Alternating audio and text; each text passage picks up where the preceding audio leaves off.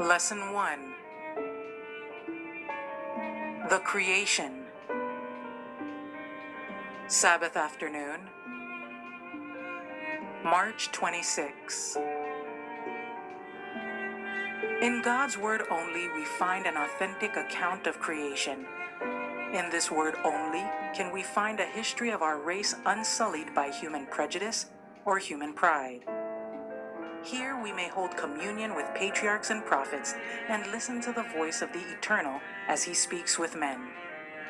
Here we behold the majesty of heaven as he humbled himself to become our substitute and surety, to cope single-handed with the powers of darkness and to gain the victory in our behalf.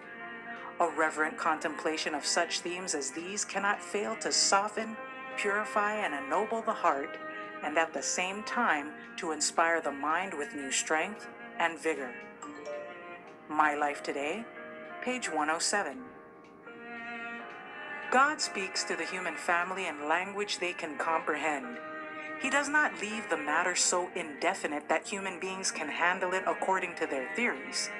When the Lord declares that he made the world in 6 days and rested on the seventh day, he means the day of 24 hours which he has marked off by the rising and setting of the sun.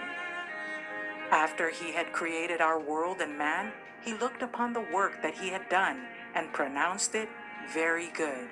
And when the foundation of the earth was laid, the foundation of the Sabbath was laid also.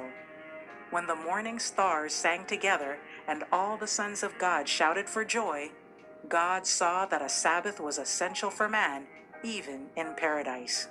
In giving the Sabbath, God considered man's spiritual and physical health. Testimonies to Ministers and Gospel Workers, page 136.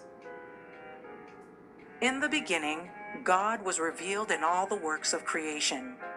It was Christ that spread the heavens and laid the foundations of the earth.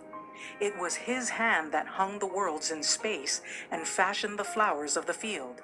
His strength setteth fast the mountains. The sea is his, and he made it. Psalm 65 verse 6 and Psalm 95 verse 5. It was he that filled the earth with beauty and the air with song. And upon all things in earth and air and sky, he wrote the message of the Father's love. Now sin has marred God's perfect work, yet that handwriting remains. Even now all created things declare the glory of his excellence. The Desire of Ages, page 20.